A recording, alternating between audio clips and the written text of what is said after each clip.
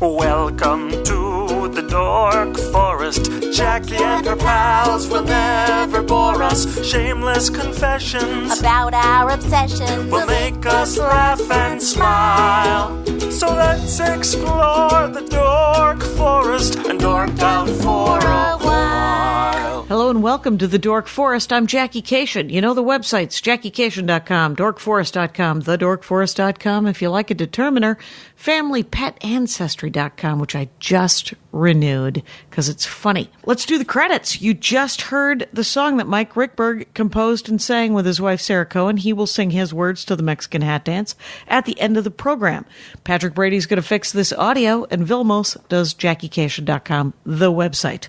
DorkForest.com has available essentially player notes and the YouTube version of the show. You can listen to the show on iTunes and Stitcher and all the things, but you can also listen to it on YouTube or on dorkforest.com.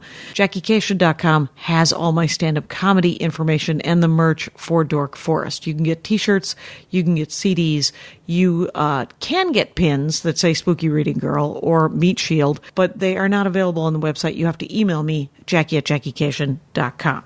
There's also the calendar of my stand-up comedy to find out where I'm playing near you. If I'm not playing near you, talk to your local comedy club and request me. What the heck? There are also videos of my stand-up. You can watch my Conan. You can watch clips from my DVD and links to my other podcasts, The Jackie and Laurie Show on Nerdist, which is just about stand-up comedy. Anyway, there is also a donation button on both JackieCation.com and DorkForest.com. It's a PayPal button. All it is a way to donate to support the show. You can do that by using the Amazon banner, which is just a link to get you to Amazon, which supports the show. You just order like normal. It doesn't cost you extra. And you can use the donation button just to donate. If you don't like PayPal, you can Venmo me, Jackie@JackieCation.com. There is also premium episodes at thedorkforest.bandcamp.com, and those cost $2 a piece because they're live episodes and they cost me some money to put up. So if you've run through all the episodes, you can go to Bandcamp and get like 10 more. What the heck? So much info. I'm sure I'm forgetting something. Thanks for supporting the show. Let's get into it. Hey, it's Jackie Cation. I'm back in my living room, you guys. Good times here on the Dork Forest. I know this woman from Livewire. We work together. Courtney, Hameister. Nope. Like laughing. Like Hameister. Hameister. Ha ha ha. Hameister. I get it. Yeah. So Courtney Hameister, welcome to the program. Thank you. Thanks for having me on. I'm excited. All right. I don't know. I want you to talk again. All right. I'm still excited. Are you still excited about being on the show? Are you still excited? Yeah. Perfect. Now everyone knows.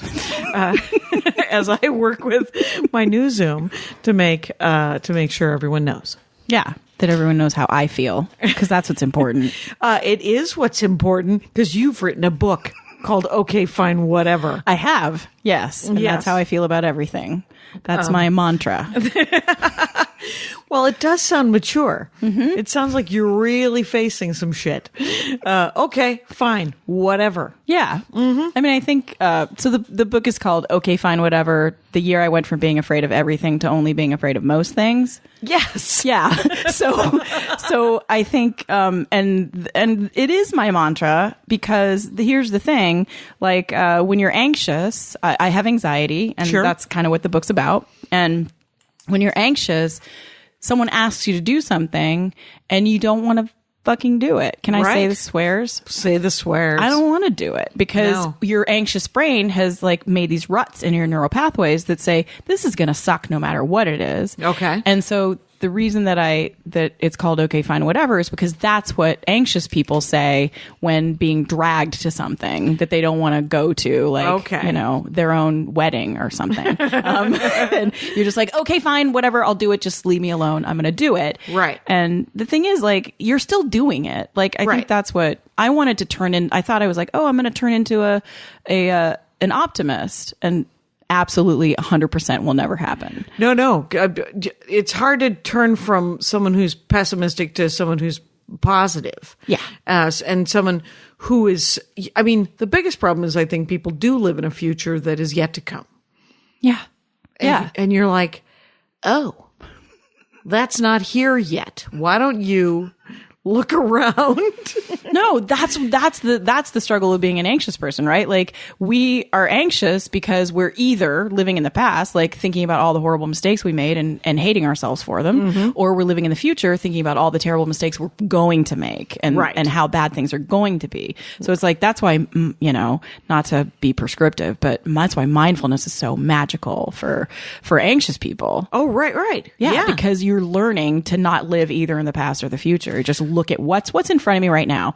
Jackie Cation. I enjoy her very much as a comic. I can deal with that. Right. Yeah. And it's for the next hour, it's just going to be that. Me and you staring deeply at each other over this weird table that goes up and down, and I just realized that it went up and down. I didn't just realize it went up and down. I remember I did an episode yesterday, and the mic was too high, and these tabletop mic stands don't go up and down. The table goes up and down. And so I could beat myself up about that. And as we can hear from my tone of voice, just a little. But what I was going to say about living in the past, it's so weird when you meet like a 7-year-old who's pessimistic or who's anxious, because you're like, you haven't done anything. Yeah, there's nothing to regret. It's all, and if there's anything to regret, it should not be your regret because you were a tiny child. Exactly. Right. If anybody was doing anything weird or not taking care of you, that isn't you. Even though when you're little, you always think everything's your fault. That's the thing. That's so weird. It is weird that we think that. Yeah, I don't know where that comes from. I mean, certainly in a lot of people, it comes from their parents telling them that everything's their fault. Right. Right. But yeah. I did have a pair of bell bottoms that I wore when I was 6 that I had to have regretted when I was 7. Oh, really? You look back on that? I don't think it was fashion-wise. That isn't Here's what I regretted when I was about 8 years old. I got the most amazing bib jeans of my life. They were bib jeans, and they were psychedelic, and they were corduroy. Oh my God! That combination is blissful. Yeah, and then you know what happened? I grew an inch and a half. Oh. And I regretted growing. And you're like, what's happening? Like, if you look back and you're like, hi, you're going to want to be taller one day. You can't. Oh my God. I tried to wear those bib jeans, even though they were clearly like they were high waiters and they were cutting into my shoulders. High waiter bell bottoms is a horrible look. Oh, that is not a good look. That feels very Cracker Jack guy. It does. It does. Yeah. So I think it's possible to have regrets at that age, but it is shocking, I think. But that's what a pathology is, though, right? It's just like, I think that like when I was diagnosed with generalized anxiety disorder, like in my mid 40s or early 40s. Right. So, and I suddenly was like, they didn't even know what it was. Did they before then? Barely. They were just like, you're psychotic. I mean, like, you're neurotic. You're neurotic, and then neuroses turns to psychoses, and I'm so sorry. So, but now they have like there's a spectrum, to use the word, of exactly how anxious you are or how nervous you are. Yeah. And how much, and different ways to treat it. Yes. It's not just Librium. We don't have to have you drooling in a chair for 12 hours a day for you not to freak out. You can still be a member of society. Exactly. I think I'm a pretty decent. I have some things to offer, I've realized. There you go. Yeah, I do. You do.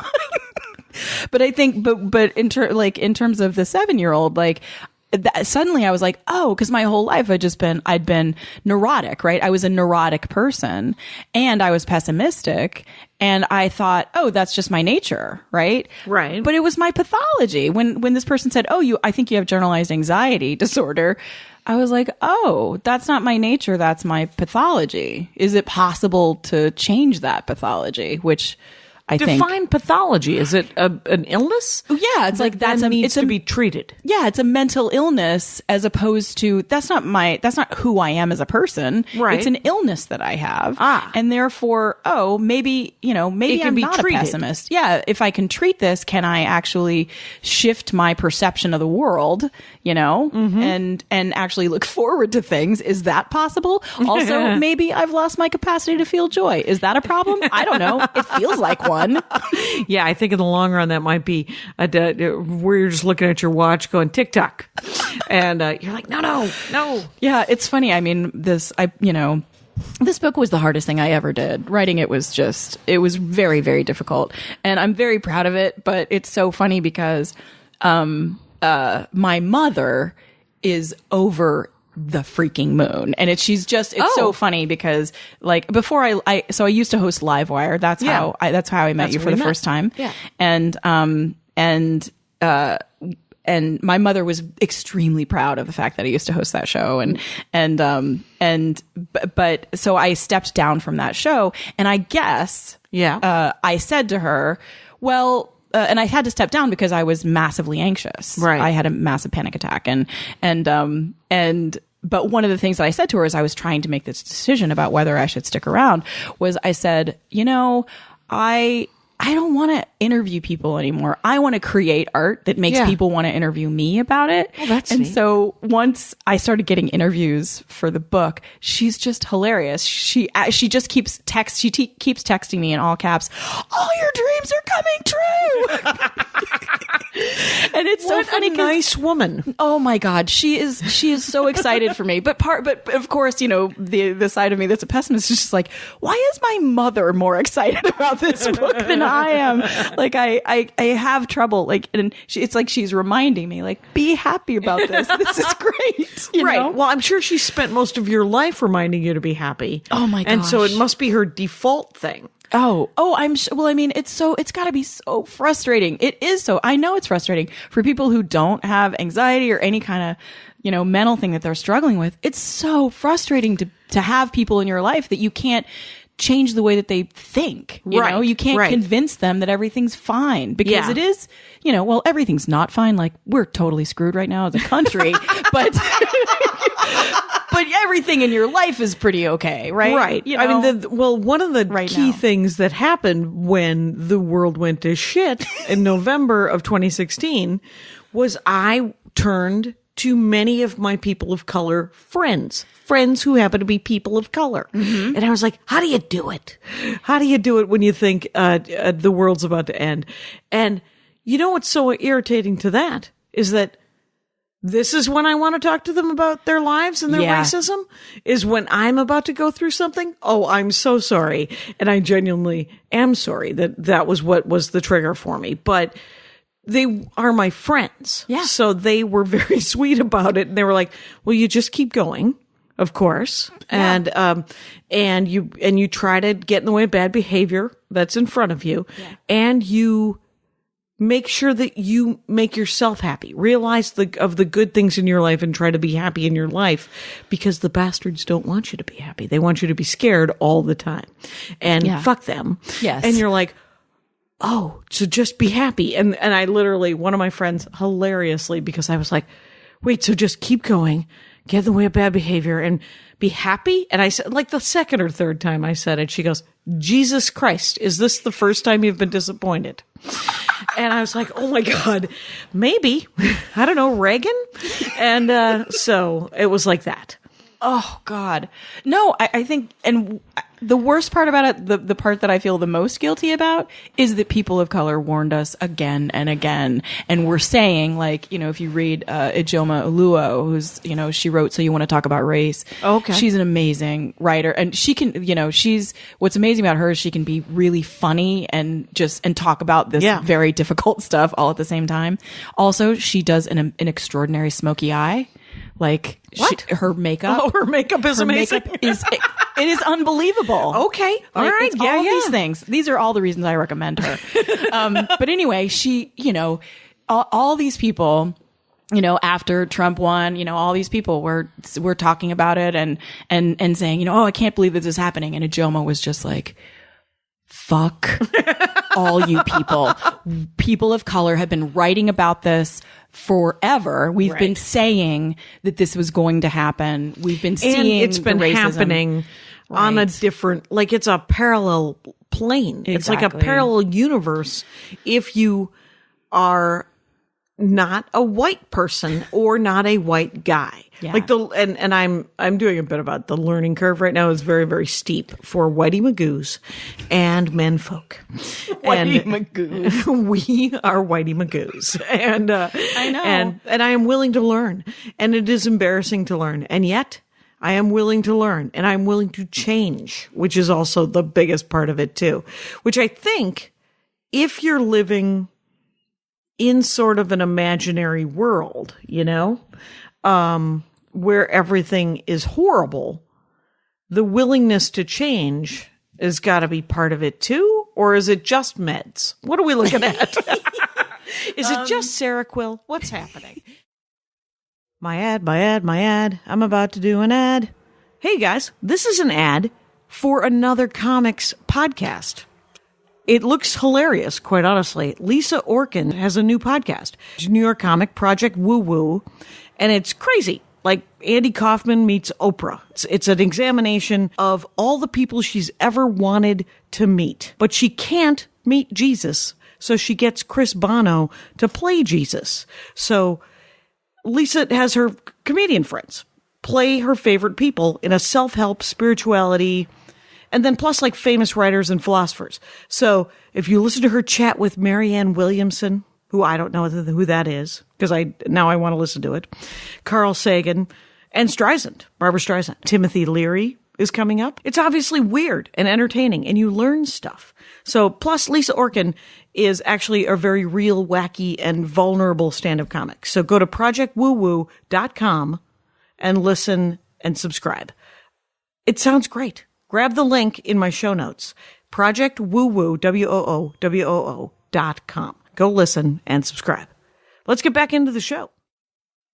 So you're just talking about like if you're trying to get out of thinking about the bad things that are gonna and especially now, right? Like when this is what's crazy about this time is that for those of us who have been living with anxiety, it's finally vindicated. Well, finally, my pathology is just good common sense, right? It's right. Just, you are Vindaloo.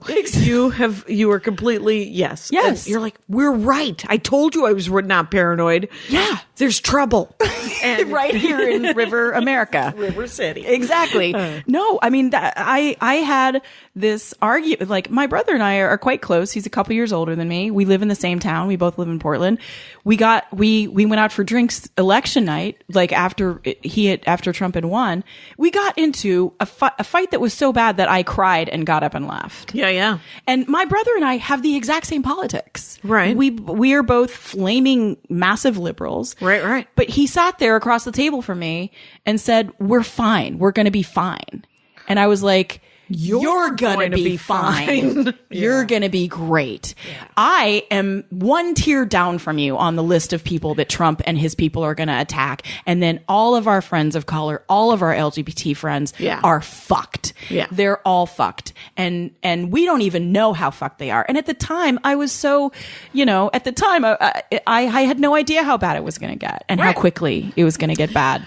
Oh, I thought it was going to get bad much quicker and much worse than it has. What a great! But look at me, and I'm more than willing not to be vindicated. I'm like, if we can course correct this without a full on fighting in the streets, that's a win. And if we can get out of this with 3 branches of the government, also a win. Well, but we've already to me, I've completely lost faith in our system, and because I believe that it's failed us, the checks and balances. The checks and balances clearly don't work. And they can be played.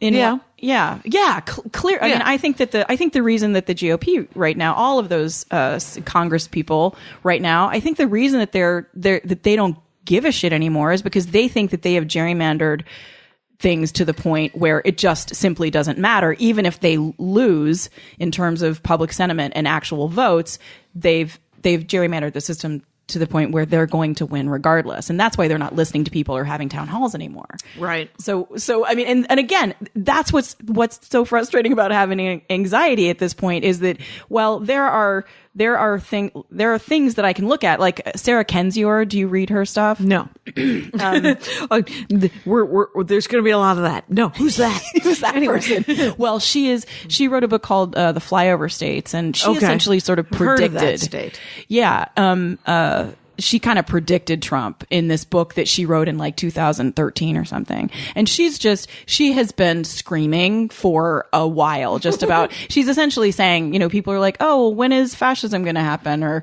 you know, and she's an expert on Russia and, autocracies. Oh, wow.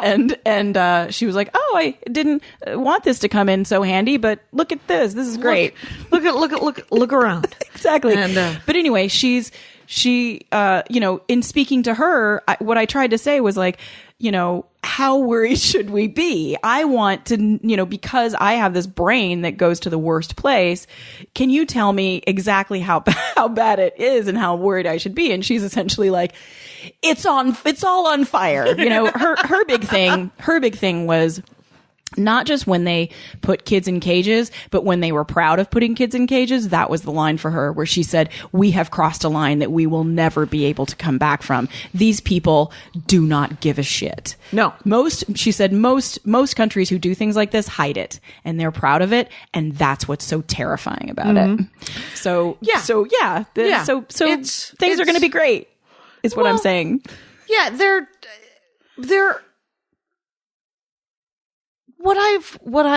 The conclusion I've come to is that there will have to be a lot of, I mean, and I mentioned it 3 years ago that, you know, you could support these people and then I will see you in fucking Nuremberg is what's going to happen. Yeah.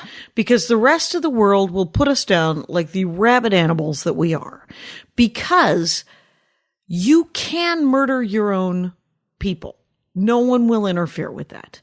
You can even, to some extent, murder the refugees from other countries that come to your country. I think you can do that first. Well, other countries and other countries Yes. will not interfere with that. They're like, well, we didn't like them anyway. But if you interrupt their cash flow, if you affect their economies, which is what we are doing with Europe and Great Britain and Canada and China and Japan and all of these countries, they will murder you. and they will have the justice of the other things that they didn't give a shit about. Like, that is how the United States has gone into other countries. Yeah. That's exactly what empires do. We go into other countries under the guise of humanitarian actions so that we can steal all of their shit. So they're just going to come here out of the guise of human, and thank God someone should fix something, you know, and we will. The good news about history, though, and I am an optimist.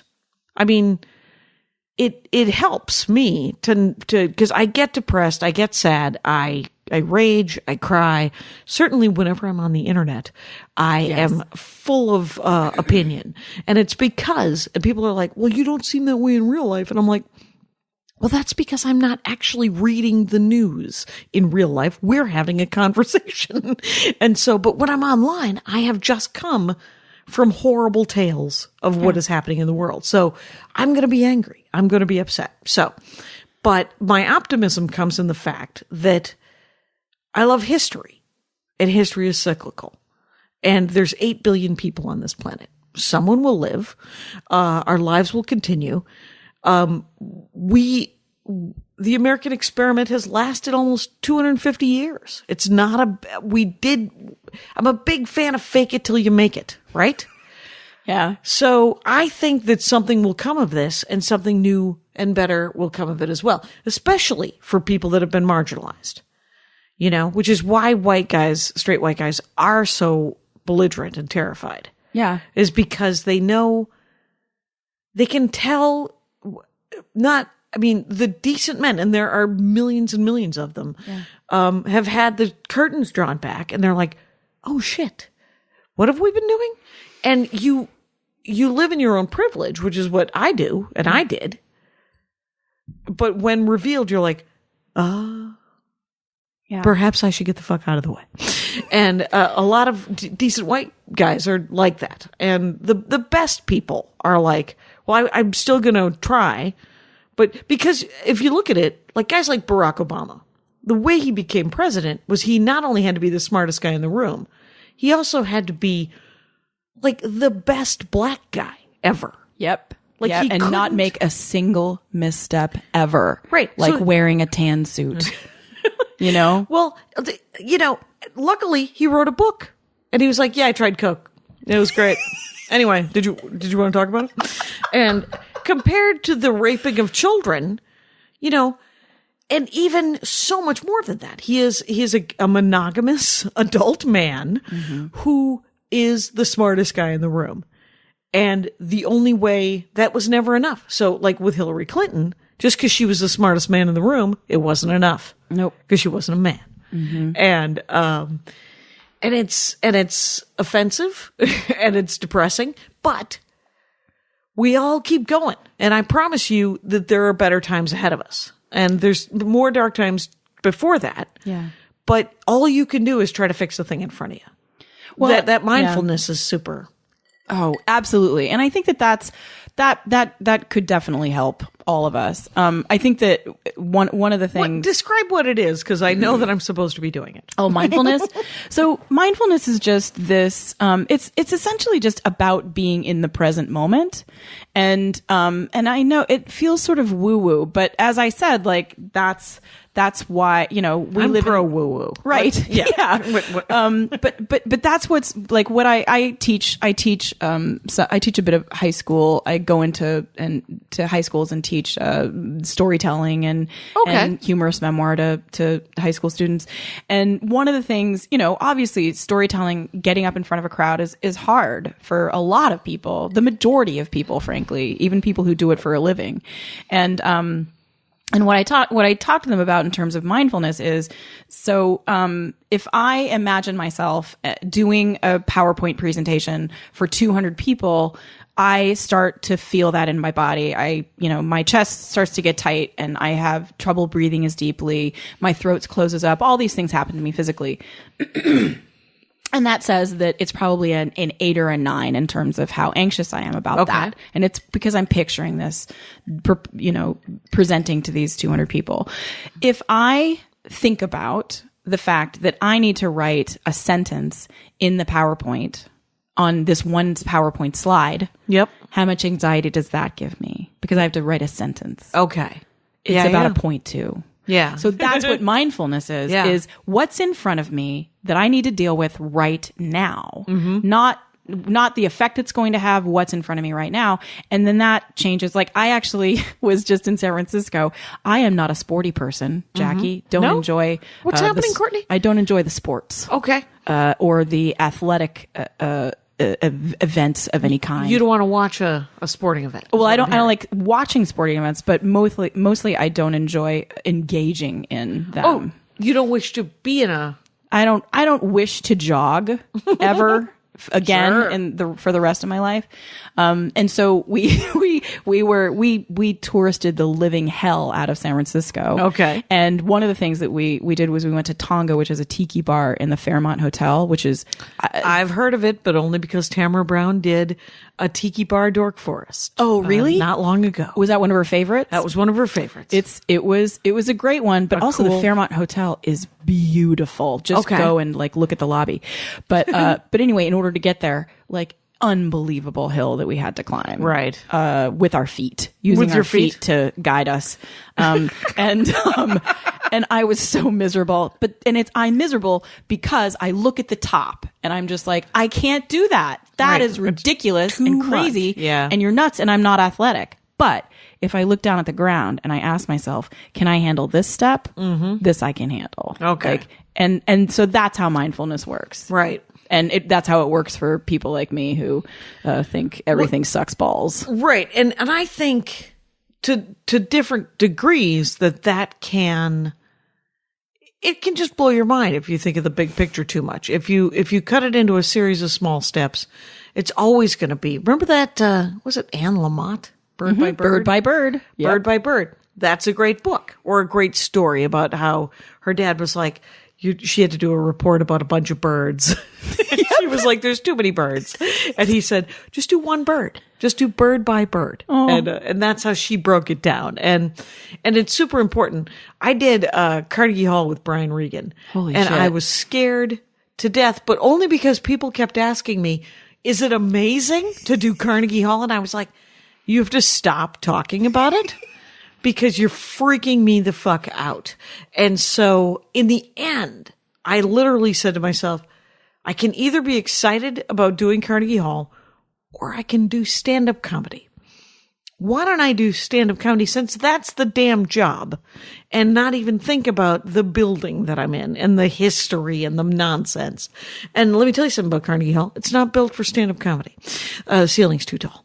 Anyway, so everything's just kind of all the laughs to the laughs sort of waft up to the ceiling. I was like, I hope everyone's having a good time because I cannot tell. I hope it all works out for you people. Was it recorded? I assume it was recorded. No, it was not.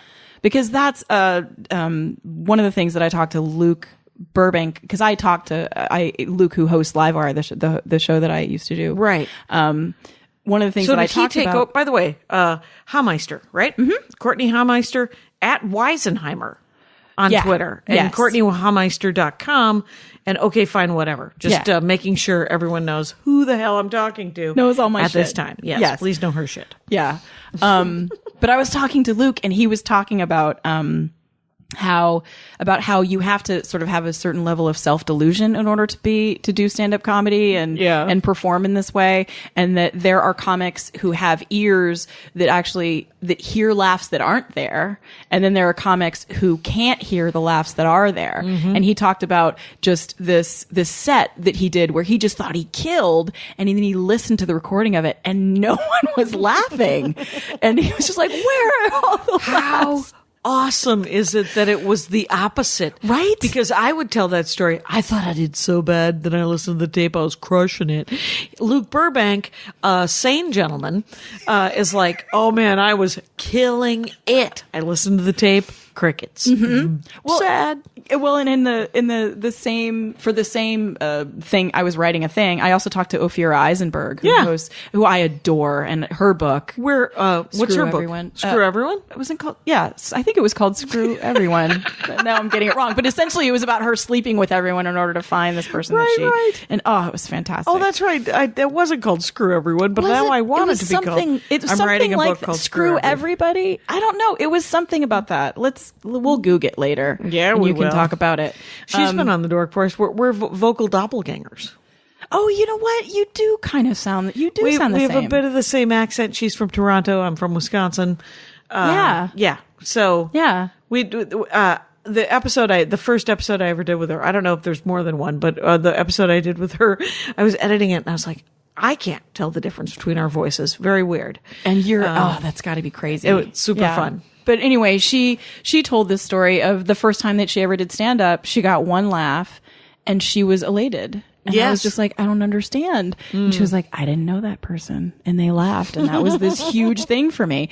And that, to me, like you talked about, being an optimist. And I hear people say that. And I'm so envious. Like I just, for her to be able to take something that I think most people would experience that and just be like, oh my God, that was the worst thing that ever happened to me. And to be able to take something and actually find the great thing in it is just an amazing skill. It is interesting.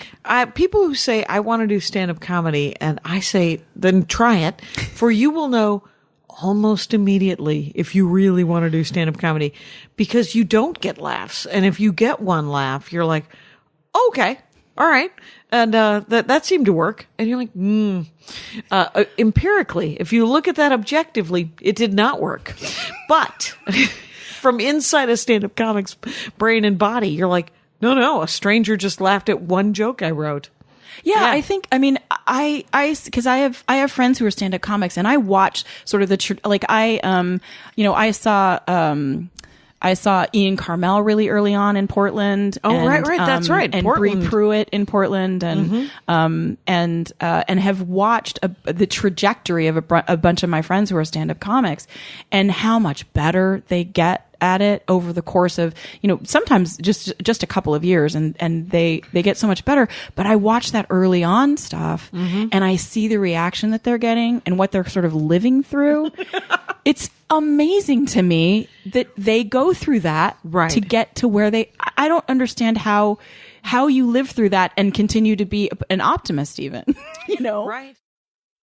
My ad. I'm about to do an ad. You guys, it's another FabFitFun ad, but it's the great unboxing because I just got the fall box, and it's a seasonal subscription box delivered 4 times a year with full-size fashion, beauty, home, fitness, and wellness products for just $49.99 a box. And if you use the code DORK, you get $10 off your first box. That's over $200 for only $39.99. And here we are. I've opened my box. There is some paper, and it has a fall leaf sticker that is holding it tight, and then you open it up and there's a pile of stuff in this box.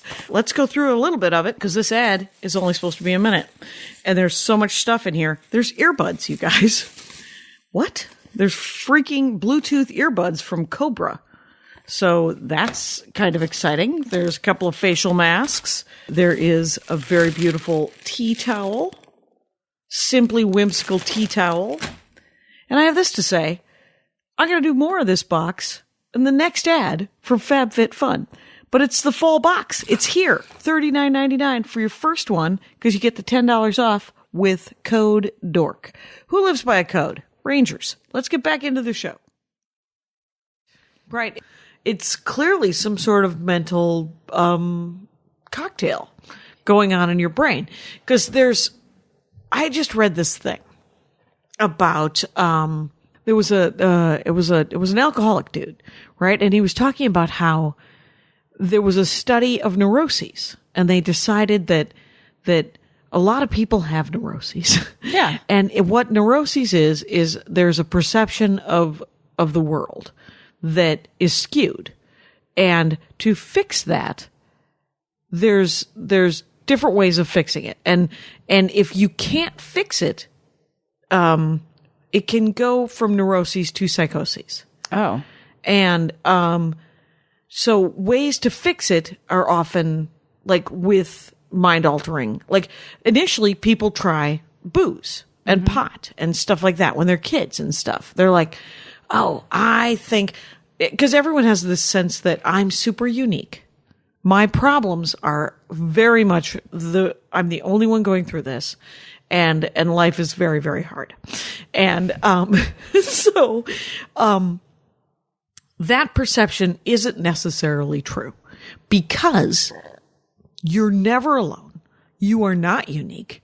I would love to tell you that if you had my problems, you would drink like I did or whatever the thing is, right? Except for that everyone does have my problems. They're the same fucking problems everyone has. Yeah. Oh, you mean you have to go to work and then you have to pay bills and then you have to talk to people that you don't want to talk to, and then you have to be nice to people you don't necessarily want, and someone's mean to you. Yeah, that's walking around. You're doing it. Anyway, so you're being a human. Good job. Congrats. The human experience. So he said that there are people with neuroses who start drinking, and those people, if they, this is his theory, right? So he does. I think the guy's a salesman.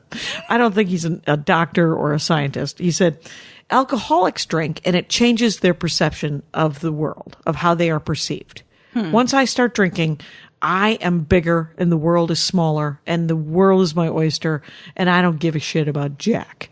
And so that changes my perception of how people perceive me and my abilities and everything. And it's great. And so I don't have to address these human things, how to interact with people, how to take someone being mean to me. Right. Because you're not perceiving them like taking you wrong or whatever, because you're drunk. Because you're drunk. And he said there are people who are neurotic, who are not alcoholic and who try to drink to change their perception, but it doesn't work with their chemistry like that. They just get drunk and they see just as clearly and think just as clearly that the world is against them. Yeah. And that their lives are super hard. Oh, that's terrible. And that can lead to psychosis. And this is speculation from a guy who probably sells carpeting. So, but I love the theory that, cause he said the way so he stopped drinking. So he's like, so I'm neurotic, but I'm an alcoholic. So I, changed my perception. It was great. From when I was 17 till when I was 40, I drank all the time. Didn't have a problem with society, except for that I would get drunk and drive and then occasionally and be a disaster to my family. But I didn't notice that I was being a disaster to anybody because I was drunk. And I was fine with being a disaster. So I stopped drinking. Then I have to address that neuroses. And I've never learned to deal with what people have to deal with, which is the human experience. Going to work, having your feelings hurt, trying not to hurt other people's feelings. And he said, and the way that he did that was by therapy and Alcoholics Anonymous and, all the things, probably sleepy time tea, exercise, yoga, mindfulness, whatever. He threw things at the wall like a monkey until it stuck. And he said, I had to relearn everything I stopped learning when the booze started working. Yeah. And so if the booze doesn't work, how do you deal with it? Well, I mean, I think that honestly, the idea of throwing everything at the wall until it sticks. Yeah. That's what you have to do. I mean, I tried drugs. I tried like actual, I'm terrible at drugs. Yeah. Recreational drugs. Did you try recreational drugs? I didn't try those to deal with anxiety. I tried weed. Because you're a person. Because I'm a person and I tried smoking. I actually went to the hospital the first time I smoked weed. Thank you. I'm the world's biggest lightweight. I'll accept my award. It was so pathetic, and the doctor hated me so much. And I was in high school, and I just felt like I was like, why do people do this? Why do people smoke weed? It's awful. Like, I wanted to make it clear to him that I wasn't a weed addict. Like, that's why I wasn't in the hospital. Wait, so you smoke pot? Yeah. What happened? Please tell me the story of when you smoked pot and you were like, I have to go to the hospital. I'm high. Well, no, I think that it was where I had my first panic attack. Okay. Because I think I smoked a half of a reefer with a friend of mine. I just started dissociating. I started my extremities started getting tingly, and I was walking around my house saying to myself, like, what if this never goes away? What if I'm trapped like this for the rest of my life? Some people get paranoid when they smoke pot. Exactly. And which is something you couldn't possibly have enjoyed. Oh my God. It was so miserable. And I think looking back, I was like, oh, that was my first panic attack. Right. And so you went to the hospital and you were like, oh my God. It was so awful. Like, I was with my friend Laura, and she called my friend Mary, and Mary's mom came to get us, and we all drove to the hospital. And it was just. Were you like 14? I think I was like 17, maybe. Okay. Yeah. So it was dumb but here's the effed up thing. I am so happy that weed is legal, and I know a lot of people who actually use it to self-medicate. But the only thing that I think is shitty about it is that there needs to be a warning on it, because we all know what alcohol does to everybody, but weed, a lot of people have different reactions to weed. And for people who have a mental illness, it can really screw you up, because so many of the things that weed does to your body, anxiety, that's the beginning of an anxiety attack. Right. You start to dissociate. You get tingly. Holy shit, I'm having an anxiety attack. And that actually having the physical symptoms gives you an anxiety attack. Right. Because you convince your brain that it's going to happen. Right, So I just wish that there was some sort of warning on it. Well, the thing is everyone does have different responses to alcohol as well. I guess that's true. And there is warnings on it. Yeah. There's all kinds of warnings. Yeah. And with pot, Couple of things. First of all, my response to pot is very different as well. You have 7 to 9 minutes to talk to me, and then I fall asleep. And then I wake up under a pile of coats. So I am what is, I believe the technical term is buzzkill. I am not fun on the marijuana. Right. So I never smoked it much either, because I was like, whatever, man. This seems like no point for this. Now, the problem with and I don't care about the legalization people want to do drugs. They're going to find drugs. So if you want to pay for a bunch of road things to be fixed, education, please tax the shit out of pot. Yeah. And that's fine. But you're right. There needs to be, and the best minds of our generation have been working on different strains of pot. Because here in Los Angeles, I don't know if you know this, a lot of comics do jokes about it. My favorite was Erin Foley talking about how, when she lived in New York, someone would say, "Do you want to get high?" And she'd go, "Yeah," or "No." Here, if you ask somebody, "Do you want to get high?" They're like, "What kind of pot is it? I can't get the munchies. I can't get paranoid. Is it, I just want kind of a mellow kind of, mind opening kind of pot. Is it the blue?" And she's like, God, I withdraw my, I don't want to get high with you. And withdraw my offer. But I think that it's kind of neat that there are different kinds of pot, because then you can address someone can recreationally get high if they want to get high. Yeah. And not get paranoid and kill themselves because they're super sad. Yeah. Feel free to define this stuff. Plus a lot of edibles. Like I know everything I know about pot. I know from People's Acts. Like I guess there's cookies and candy. Yep. And they're like, they sell you a half a dozen cookies and you're stoned. So you eat all the cookies, and the cookies have so much THC pot or whatever in them that you're sick. You're genuinely, your mind too much. Yeah, it's way too much. And that's what's scary about edibles too, is because they take a while to kick in. So you keep eating. And because people eat, it turns out, all the food that's on their plate. They're Clean Plate Club and you're dum-dums. So don't be a member of the Marijuana Clean Plate Club. That's the worst idea in the world. Yeah. Yeah, that's a terrible idea, the Marijuana Clean Plate Club. It's not a club that you want to be a member of. So talk to me about what are the different chapters in Okay, Fine, Whatever by Courtney Hameister. So I spent a year doing things that scared me and writing about them and realizing I didn't die. And so I did things like, but because I'm anxious, I didn't, jump out of airplanes or bungee off of anything. No. I went to a sensory deprivation tank, and I went to a professional cuddler, and I took a fellatio class, and there was a ton of dating stuff in it. I dated polyamorous married dudes, because that was sort of, I was also on a tack where I went on 28 Did you first send dates. me this book? I did. It's in my bathroom. I read part of it. Yes, it's all coming back to you.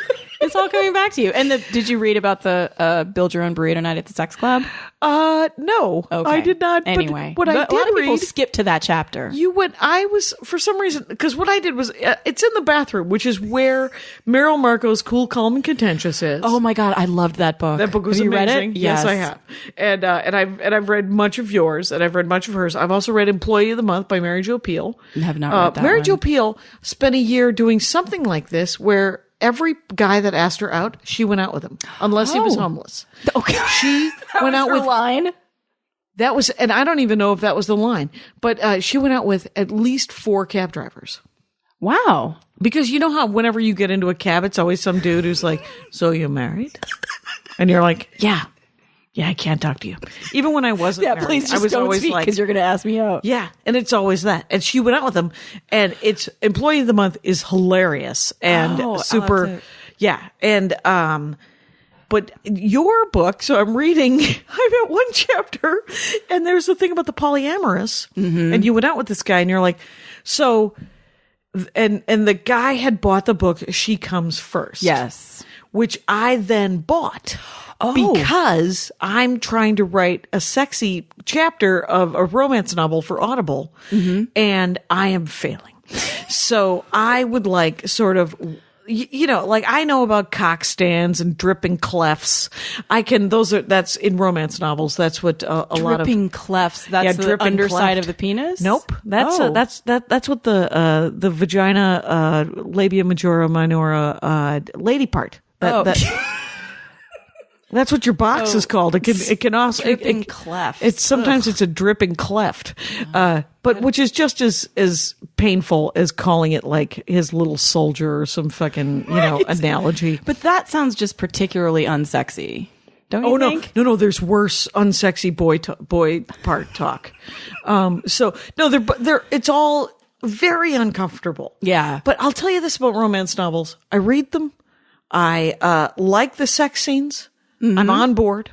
And I need to write the damn sex scene in the romance novel, and I'm having a bit of a chore with it. So I bought She Comes First because some guy in this book, that's right. So first of all, I'm so sorry to have waded off about my own issues with your book, which everyone should now buy because, okay, fine, whatever. Because I missed the part where you go to which I've been calling a self-degradation tank, a sensory deprivation tank. Right. Which Rory Scovel swears by. Really? Yes. You're in saline. Yes. You're lying there for 40 minutes? An hour? 90 minutes. 90 minutes is the one in Portland. Yeah. How was it? It sounds terrifying. I'm claustrophobic and afraid of the dark. I'll just admit those two things. So, I was trepidatious about it. Yeah. But you can actually get different sizes of the tanks. Right. So if you're very claustrophobic, there's a pod that essentially looks like a big, George Foreman grill. Just sort of human sized George Foreman grill. But then also there are ones that you can go in that's sort of a room, like a 7 foot by, 6 foot room. That's a little pool that you get into. Right. I always think that I'm going to feel claustrophobic. Yeah. Like escape rooms. I was like, I don't want to be locked in a room for an hour and then have to do a puzzle to get out. So I've done 2 escape rooms. Mm-hmm. None of them are like that. Oh. It is so not. They're like, no, you can leave whenever you want. We keep your $28. Is that all right? Exactly. And you're like, oh, yeah, I see. My issue, my issue with the escape room was that I just couldn't suspend my disbelief the whole time. I was just like, no, I mean, it's not going to explode, and we're going to be fine. But I'm not enjoying myself. My thing with escape, I'm doing one tomorrow, is that I'm bad at puzzles. Mm-hmm. So I'm like, me too. I'm like, put me to work because I don't know what I'm doing. Tell me, do you want me to read the library? I'll read the library. Okay. Yeah. But so what I would say is so what is supposed to happen is that you're in this water that's sort of body temperature neutral, okay, so that you can kind of not really feel the ends of your body and where the water begins. Oh, weird.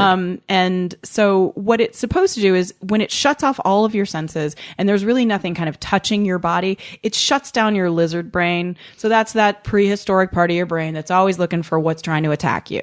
Oh. And so it's supposed to make you feel super safe? Exactly. Like it's supposed to just shut down because there is no sensory input. There's nothing to trigger your lizard brain, supposedly.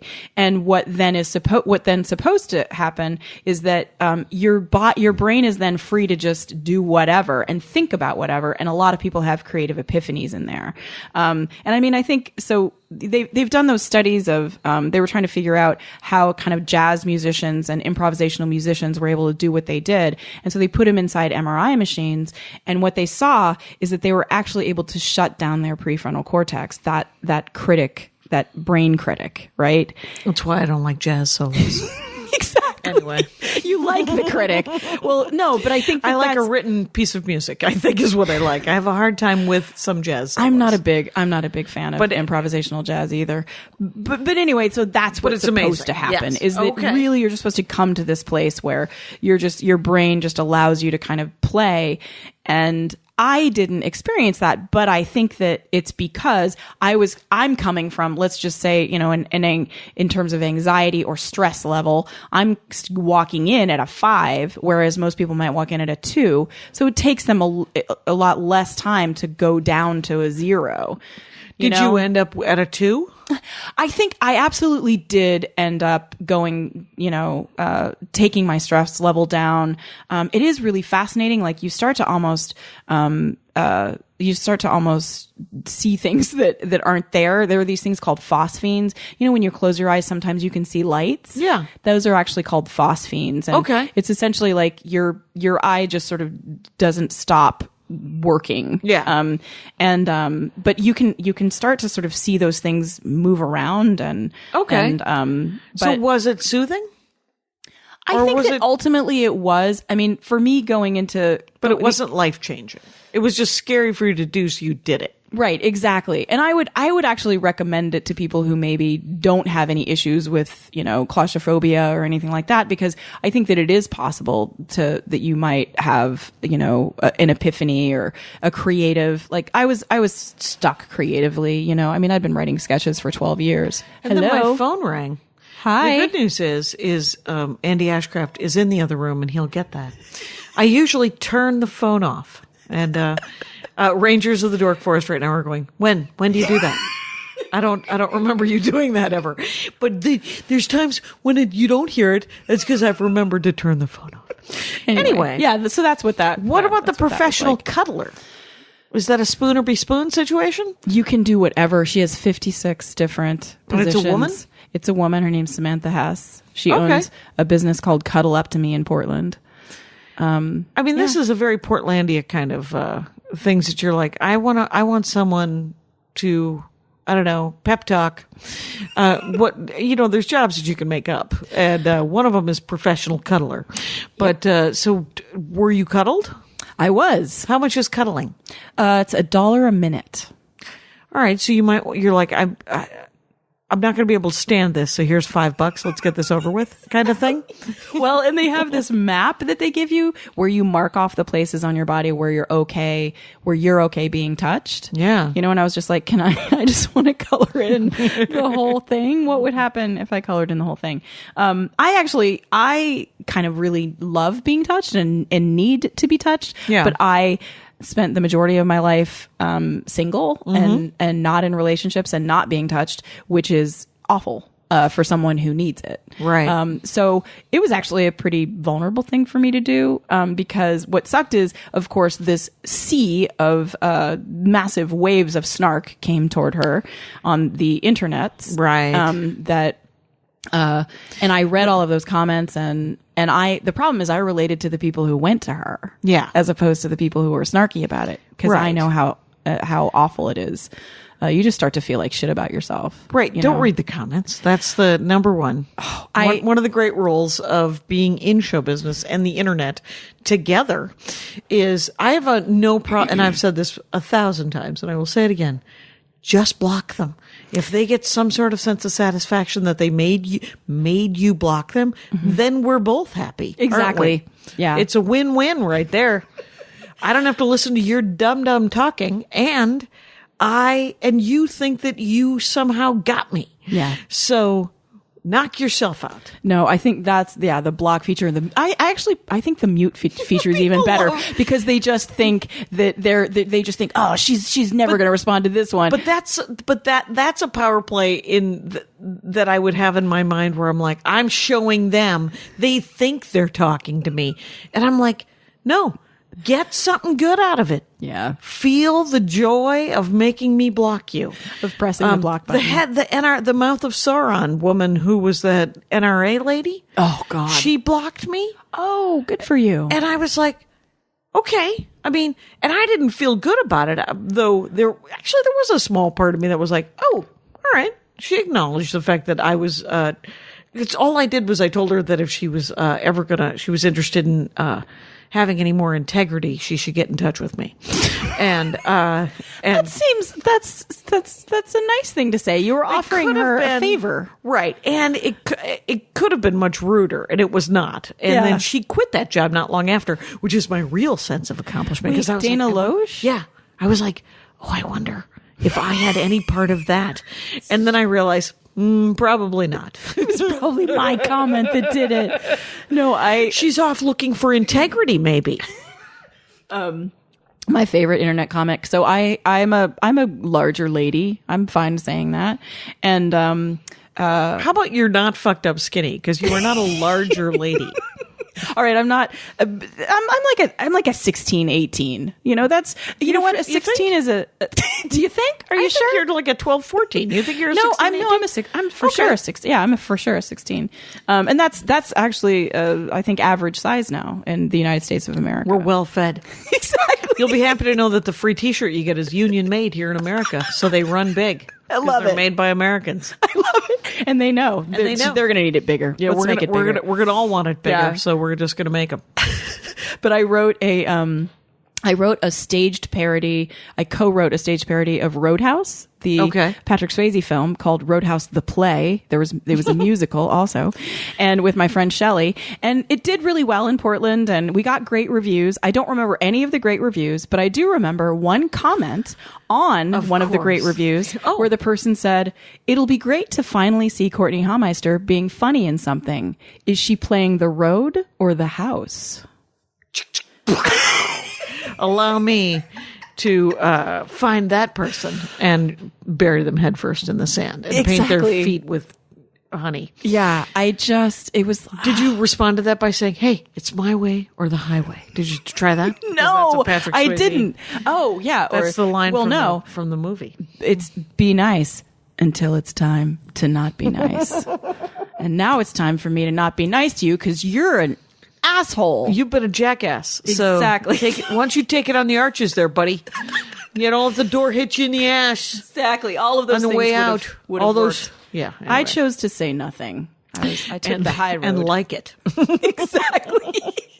Yeah. Well, so then you dated a bunch of polyamorous people. I did. And how and what else? I read that part, but I don't necessarily want to know more about it because I always think to myself, I mean, do whatever you want, but some of those people had kids, and it was all very super weird. And that's why you called it. Yeah, I kind of. That was the one thing that I did in writing this book that I regretted was that I went on a date with a guy, a polyamorous guy who had kids, and we had a date at his house, which he and his wife did all the time apparently while his kids were sleeping, and that just didn't. Because in the book, I think you were like, I remember when I was a kid and they thought I couldn't hear anything. Yep. But you hear mumbling and you, ha ha ha ha, and you're like, ugh, gross. Yeah. And, you're like, I don't want to be the recipient or the perpetrator of such a memory in anybody's life. Yeah. I mean, and again, if people want to be polyamorous, I just, live your life for you. Do what you want to do. And polyamory for me, it wouldn't have worked for me in the long term just because I am not a person who can not be jealous or, I just thought if I were his wife, we picked out this cute couch at the antique store and now this other woman's ass is on it. Like that doesn't sit well with me. So to speak, but I was alone for so long that when, I met Andy and I was like, yeah, I'm not a huge fan of because when I said, we don't have to hire the caterers. We don't have to get married and live happily ever, whatever. We just have to be monogamous. Like boyfriend, girlfriend, one-on-one, and if you don't want to, that's fine as well. But I don't want to have sex until I'm in a monogamous committed relationship and we don't have to get married or anything. But, and he was like, oh yeah. Oh, totally. That sounds good. That sounds good. Except for that, of course, he didn't say, so do you want to be my girlfriend? He said, oh yeah, I agree. And then we spent another 3 weeks furiously making out until I said, so did you want to be my boyfriend? And he's like, yeah. And I was like, allow me to get a condom. And then we had the time of our lives. With my dripping cleft and his giant cock stand or whatever the fuck I'm supposed to write. That's the hardest question to ask, though. It was super hard to ask that question but you just got fed up, I'm sure. Like, well, I how long is this going to last? I was just like, I don't know. First of all, I don't like confrontation, which no one who knows me would go, what? Oh, you seem to thrive on it. No, I don't thrive on it, but I also don't enjoy a lack of transparency or a lack of clarity. So those two things war. And so I am willing to sort of grit my teeth and ask a question or make a statement. And I'm like, please don't hit me. Yeah. Well, But I'm going please to- don't say no when I say, do you want to be my boyfriend? Right. Like, because that's just going to suck. It has sucked because I've asked it before, and at least two other gentlemen that I could think of, and I'm sure many others while I was hammered, were like, "Nope, not it." But it's fine. So what did you come out of with this book? Well, I mean, I think so. Yeah, it was a combination of all of these experiments, sort of, where I was trying to illuminate things and trying to essentially kind of teach my anxious brain that everything was going to be okay. Which ultimately, I think that in the same way that like sitting and watching Netflix every night can become a habit, I think like having adventures is also habit forming. And the more you do, the more you're able to do it. And especially if you're a person who's like, oh, this is going to suck and I don't want to do it. When you do things, you realize it was way better to do that than not do it. Right. And my life and I am much more enriched, and, you know, it's just very hard to get to that place, especially if your brain is telling you that everything is going to suck. I think that I was hoping that I would possibly turn into an optimist, which is an impossibility for me. But I think that going into experiences in this sort of non-judgmental way, where instead of, for me, you know, it's kind of a spoiler about the whole book, but it just was one word that was different, which was, if someone were to ask me to do something that I would think, oh, that sounds awful, or terrible or terrifying, it just changed to, well, that sounds interesting. There you go. And that's, and how, And that's who does a life changing? And that's a good spoiler for this book because I like a happy ending. Yes. And which is just a nice realization, sort of even the smallest amount of healing, you know? Well, and that's I think what's super, I believe, like, I think that I have been so screwed up by romantic comedies. It's like a genre that I've loved my whole life, and it's virtually impossible to find a good one. But they Allow me they're to get yes. involved. Oh yeah. But they lie to us. I think almost all movies and so many books, just, we believe that these changes happen immediately, right? And you know, and that people have these massive epiphanies all the time, and where they're right. immediately different. And it is so, and I think that the reason it's so satisfying for us is that we know in our hearts that change is unbelievably frustratingly incremental. Yes. It takes for freaking ever for anything Right. to change. And I think that, you know, religious experiences and romantic flashes and one enchanted evening is not realistic. And if you No. and if you are the kind of person who's like, well, you told me it was, over and over and over and over again, and you're not getting the fact that you're like, yes, but it's fiction, right? I mean, dragons, I'm sorry, are also not real, and neither are unicorns. But that doesn't mean that they aren't beautiful and fun and cool. It just means that you could enjoy. I mean, whenever I watch an action movie, I'm like, oh well, I'm sorry, that is not. You know, like when you watch some guy getting beat up and then quipping, Yes. you know, like it's Indiana Jones is being tortured and he's just making quips, and that's not real. And so there's all these things where you're like, okay, remember that's not real. Remember that's not real. God, and when But it people are does like, make you just know, I just knew, I met him and I just knew. It's like, Right. who the fuck just knows? Like, Well, yeah. really? Yeah. And they feel like those are, I'm sure those things happen, like flashes of light with religious experiences. Yeah. Meeting someone and knowing that's the right person and then sticking it out for 70 years. That's adorable. But those are not the odds, but they are aspirational. Yes. So, I mean, to aspire to like Kate and Leopold. I don't know. Remember Kate and Leopold? Mm-hmm. Aw. And, I like a movie where there's like another message where like Leopold's whole thing, cause he was an old timey guy, was, he's like, well, you also have to be polite. And you're like, well, that guy exists in 2012 as well, by the way. That isn't just 1889. Yeah. Good to know. And so it's a message that is, I think that there's also aspiring. No, yeah. And that's, you know what that is? It's an optimistic way to look at what I was looking at as shit. So I feel like this is a kind of a she said situation, and I think it's great. It's great to have, you know, that sort of counterpoint. You're right. Like it is like, it's good to, I think, to aspire to all those things. And you want to, of course, aspire to that ultimate epiphany. But I just think you just need to know this epiphany it's going to take you like, you know, maybe 15 years to get to. This has been an experience where I've said the things that you should hear, and you're like, no, I know I should hear that. Good for you for saying it. And I have this to say, Courtney Hameister. Thank you for being on the Dork Forest, because it has been an hour. Oh, that's it did. It just.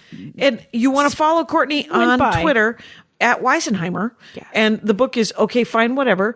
And it is actually quite hilarious and fascinating. So I have read, as we have found out, parts of it in the bathroom, which is where all great books need to be consumed when it's certainly a memoir. Yes. And thank you so much for listening to the show, Rangers. And you know the rules out there. Take care of each other. My hat, my hat, my hat.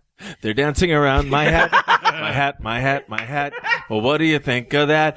If it looks like a Mexican hat dance and it sounds like a Mexican hat dance, it's most likely a Mexican hat dance. So take off your hat and let's dance.